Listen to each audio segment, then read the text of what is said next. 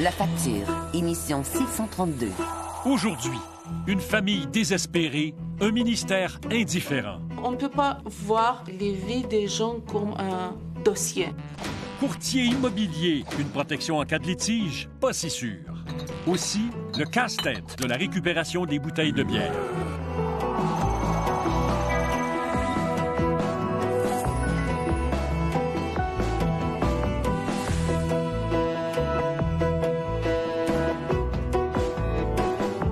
Bonsoir, bienvenue à La Facture. Nos familles, y a-t-il quelque chose de plus précieux pour nous? Tout ce qui les touche nous remue au plus profond de nous-mêmes. Imaginez qu'on dise à votre vieille mère malade qu'elle doit quitter le pays, quitter l'amour et la sécurité que vous lui offrez. Comment vous sentiriez-vous? Quand on parle d'immigration, c'est de cela dont il est question. Et aujourd'hui, cette vieille mère s'appelle Galina Mikhailov. בוף, Da. חכה, Haché. היה תשתה חכה. Galina Mikhailov a en bonne partie élevé ses petits-enfants. Aujourd'hui, c'est la petite dernière qui aide sa grand-mère. Quand on fait le E-A-U ou des lettres qu'on met ensemble qui forment un son, je trouve ça c'est le plus dur pour elle, ouais. Cette femme a fui 2 guerres. Sa fille Natalia et elle ne se sont jamais quittées. Je ne vois pas ma vie sans ma mère parce que j'ai 42 ans et je vis avec elle pendant 42 ans. Aujourd'hui, à cause d'une erreur bureaucratique, cette femme de 77 ans risque d'être renvoyée en Israël, seule. Notre recherche sur cette erreur va nous révéler l'existence d'un fossé entre la machine administrative de Citoyenneté et Immigration Canada et le nouveau gouvernement. On ne peut pas voir les vies des gens comme un dossier. C'est une vie, c'est pas un dossier. Pour que sa mère devienne résidente permanente, Natalia Rivkin fait une demande à Citoyenneté et Immigration Canada en vertu de motifs humanitaires. Mais en plus, pour mettre le maximum de chances de son côté, elle fait aussi une demande de parrainage par laquelle elle s'engage à subvenir à ses besoins. Pour Natalia Rivkin, il s'agit de 2 demandes distinctes. Mais pour Citoyenneté et Immigration Canada, il s'agit d'un seul et même dossier. 4 mois plus tard, on a reçu une lettre de refus pour la considération humanitaire. Ce que le papier dit, qu'on a refusé parce que vous ne répondez pas aux critères de 7 ans. Dans la lettre du ministère, pas un mot sur la 2e demande, la demande de parrainage. Absolument rien ne permet à cette famille de comprendre que le dossier est fermé. Natalia Rivkin sait que le délai de traitement d'une demande de parrainage est de 4 ans. Malgré cela, elle est inquiète. J'ai appelé plusieurs fois à la Citoyenneté et Immigration Canada pour leur demander qu'est-ce qui se passe avec notre autre demande de parrainage. Ils m'ont assuré que la demande est toujours active et il faut attendre. C'est à partir de ce moment que la suite d'erreurs va commencer. Lorsqu'on traite avec le système téléphonique d'Immigration Canada, malheureusement, on n'a pas toujours l'heure juste et au contraire. Stéphane Enfield est avocat expert en droit de l'immigration. On appelle aujourd'hui, on nous donne une réponse, on va appeler demain, on va tomber sur un autre agent et on risque fort bien d'avoir une autre réponse. Pendant 3 ans et demi, la famille est convaincue que la demande de parrainage suit son cours, car Citoyenneté et Immigration Canada va non seulement la rassurer par téléphone, mais aussi par écrit. J'ai reçu une lettre qui dit oui, voilà, votre dossier est déjà en traitement. On vous demande d'envoyer des papiers supplémentaires pour compléter le dossier. Mais en septembre dernier, elle reçoit un véritable coup de massue. Le ministère lui écrit que sa demande de parrainage a été rejetée en 2012, en même temps que sa demande de résidence pour motif humanitaire. Le ministère s'excuse à peine. Il ne propose rien pour réparer cette erreur. Sa mère sera sans statut légal au Canada le 27 janvier. Elle n'a qu'à recommencer ses démarches. Je pensais que je vais m'évanouir dans le bureau comme ça. C'était terrible, c'était terrible. Sa mère, maintenant cardiaque et âgée de 77 ans, devra peut-être quitter le pays. Все валики из роддома пришли, все такие вот, а Юбия вырастет на руках. Как я могу? Могу я быть одна? Я не могу. La position de Citoyenneté et Immigration Canada est ferme. Mme Mikhailov doit reprendre sa demande du début, point final. Étonnant. Citoyenneté et Immigration Canada n'a-t-il pas une procédure en cas d'erreur de ses services? Nous demandons une entrevue au ministère. C'est non. Il va atterrir en Israël à l'aéroport à Tel Aviv. Et où il va aller? Rester à l'aéroport? Où? Il n'a pas d'adresse là-bas. Il n'a pas de famille là-bas.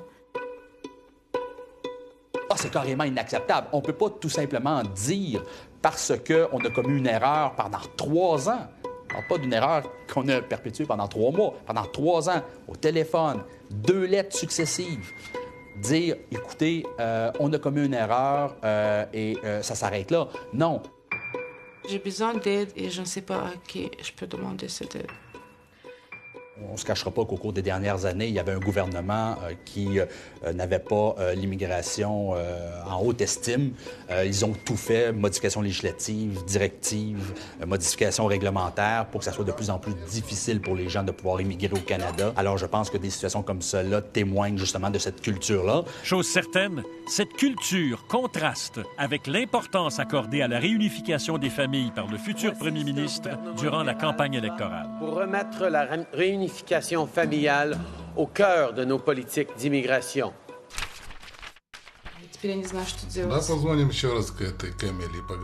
Pendant ce temps, la famille, sans nouvelles, s'apprête à recommencer tout le processus qui prendra encore 4 ans. Moi aussi, je veux vivre ma vie. Je veux être aussi, passer mes années, mes journées avec ma famille, avec mes enfants. Et je veux que mes enfants aussi soient calmes. Je veux pas juste être comme en stress à cause de ma mère. Le gouvernement Trudeau respectera-t-il ses promesses? Pour vérifier, nous communiquons avec le cabinet du premier ministre. Son porte-parole nous dit qu'un changement de culture est nécessaire à Citoyenneté et Immigration Canada. Nous décidons de contourner le ministère de l'Immigration pour aller directement à la rencontre du nouveau ministre, John McCallum. Quand il va sortir d'une conférence de presse ou quoi que ce soit, préparez votre ministre parce qu'on va arriver avec nos questions. Voilà. Je vais juste poser une petite question pour l'émission La Facture. Effectivement, les propos du ministre tranchent avec ceux de ses fonctionnaires. Dans le cas en question, nous avons fait ce qui était nécessaire pour admettre la personne ou pour résoudre le problème. Et si c'est la faute du ministère, c'est le ministère qui doit le régler. À peu près au même moment, Natalia Rivkin reçoit un nouveau message de Citoyenneté et Immigration Canada. Le ministère a radicalement changé d'attitude. Citoyenneté et Immigration Canada lui accorde un permis de résidence temporaire de 3 ans. Il va également faire en sorte que sa nouvelle demande progresse sans problème. C'est incroyable, c'est vraiment un beau cadeau pour la nouvelle année, pour nous, pour notre famille, pour ma mère, parce que vraiment, on sent moins de stress dans la maison, moins de stress dans la famille. Dans le premier message qu'il nous a fait parvenir, Citoyenneté et Immigration Canada s'excusait à peine. Mais dans son dernier message, le ministère regrettait sincèrement les difficultés causées par ces erreurs et nous assurait que la nouvelle demande présentée par Natalia Rivkin serait traitée dans des délais raisonnables. Tout un changement. Après la pause, sommes-nous bien protégés contre les courtiers incompétents? Pourquoi elle n'est pas responsable? Pourquoi n'est-ce pas responsable de faire signer un contrat qui est non valide, qui m'a coûté de l'argent? La publicité de l'OASIC ne sert pas à protéger le public. Elle sert à inciter le public à faire affaire avec un courtier immobilier.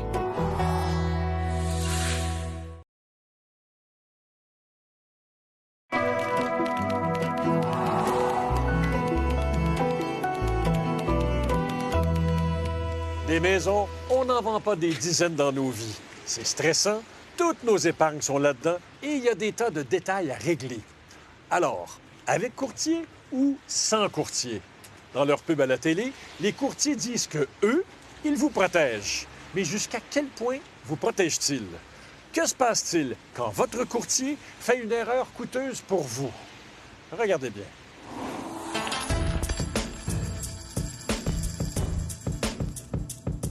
Depuis des années, les agents d'immeubles perdent du terrain.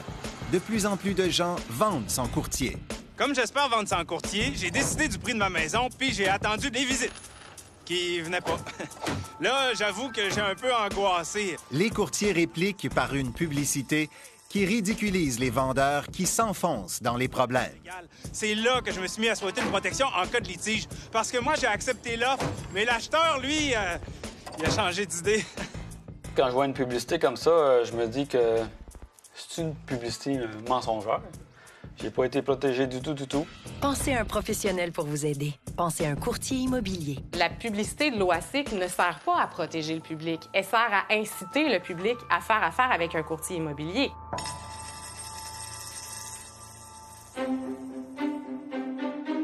Sur Internet, une vidéo du tournage de la publicité nous apprend qu'elle est financée en partie par l'organisme d'autoréglementation du courtage immobilier du Québec.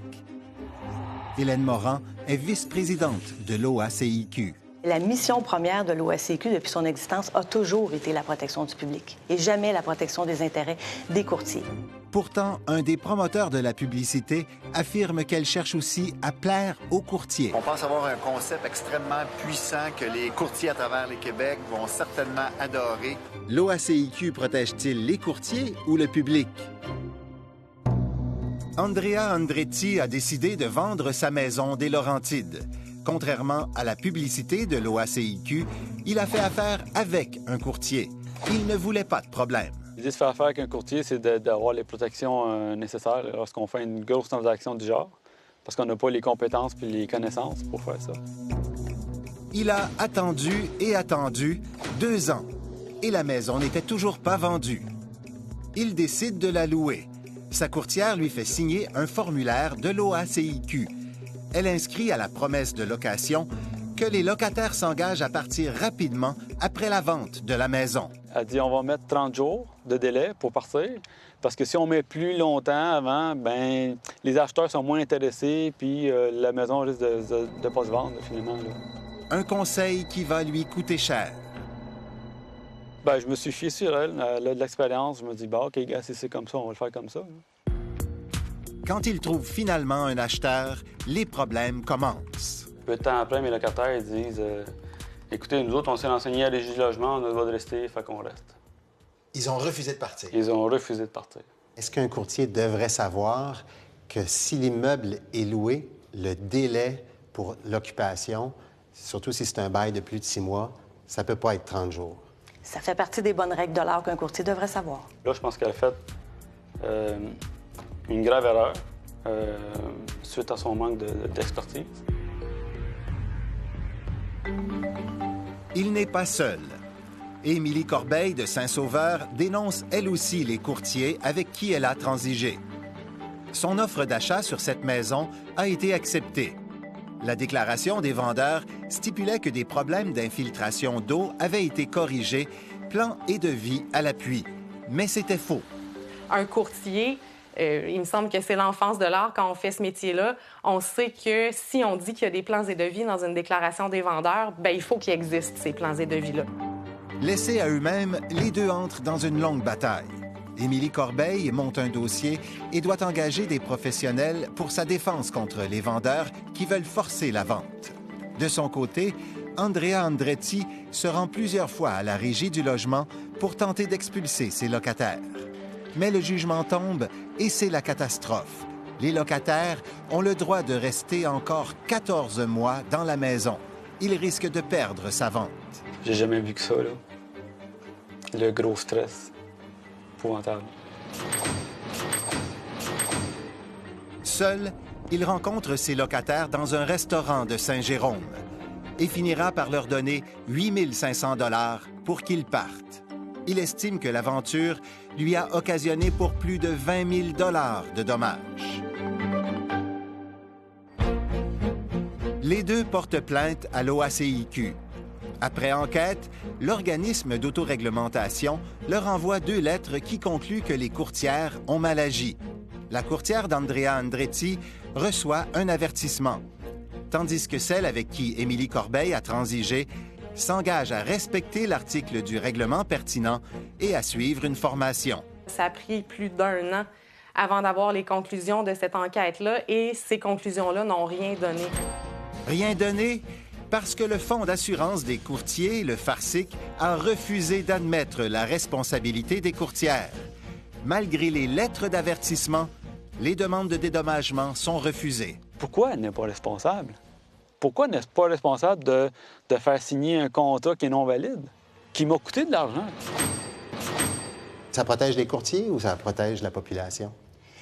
Ça protège la population puisque quelqu'un qui aurait un jugement sur lequel il y aurait des dommages, il y a une solvabilité d'assurer. Mais il faut passer devant un tribunal. C'est quand même très, très onéreux, là. Ça veut dire des frais d'avocat, souvent, des frais d'experts, etc. Il faut passer devant un tribunal si le courtier décide d'exercer son droit de présenter des arguments. C'est une mécanique qui est prévue généralement dans l'ensemble de ces polices d'assurance-là. En plus de pousser les gens vers les tribunaux, nous découvrons dans un document de l'OACIQ que le Fonds d'assurance paie aussi les frais d'avocats et d'experts des courtiers. C'est vraiment David contre Goliath, là.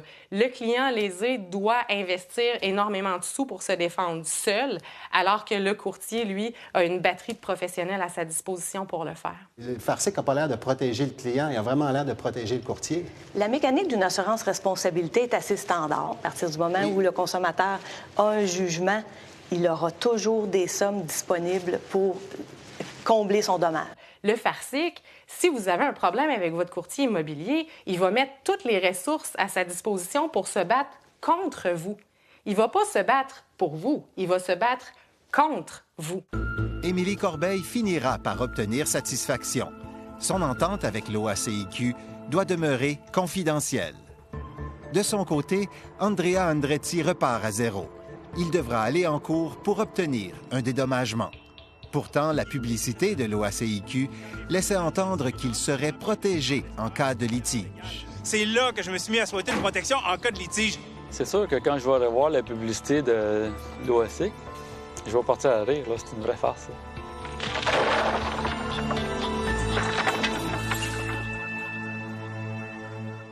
L'OACIQ, l'organisme d'autoréglementation des courtiers, est souvent perçu comme un organisme de défense des intérêts des courtiers, alors que son mandat vise uniquement la protection du public.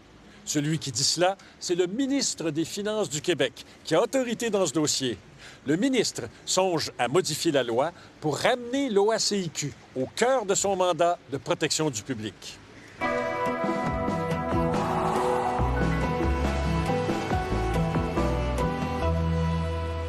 Le jeu du vrai ou faux maintenant.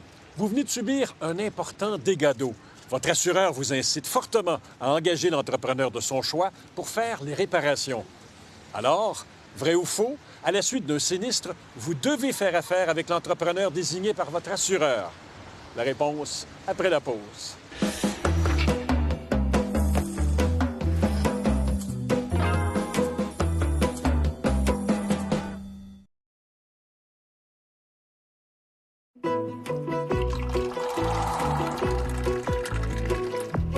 Vous regardez la facture.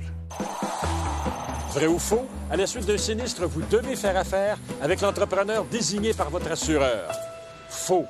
Vous pouvez vous adresser à l'entrepreneur de votre choix. Mais attention, le devis de votre entrepreneur doit correspondre au coût de réparation estimé par votre assureur. Pour nous joindre, composez le 514-790-2636 ou le 1-800-790-2636.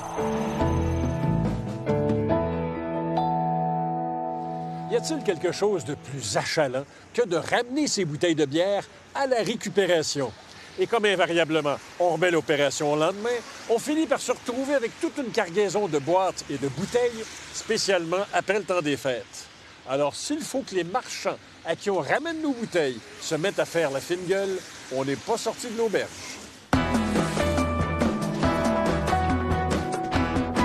Linda apporte 6 bouteilles de bière vide à son dépanneur.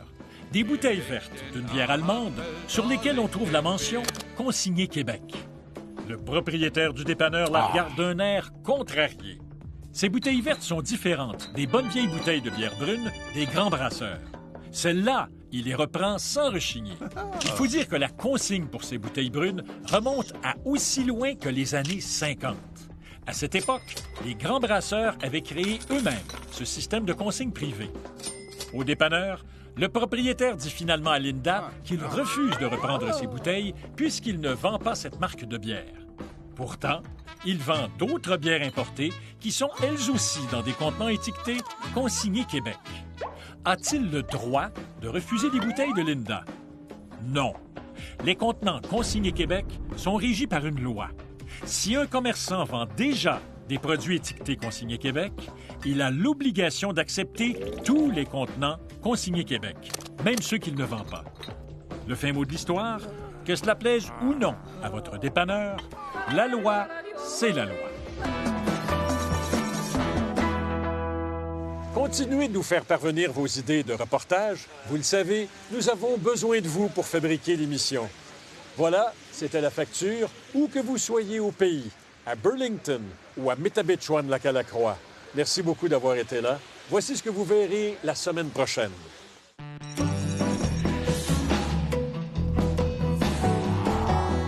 Après des faillites en série et une fraude fiscale, il lance un autre projet qui tombe à l'eau. C'est là qui était à notre compte. Les quelques personnes qui sont là, je vais essayer de faire ce que je peux pour les ressortir de là. Il est tellement bon comédien, je pense qu'il va jouer la comédie, là aussi. Je ne suis pas menteur, excepté que j'ai des omissions. Ça, tout le monde en fait des omissions.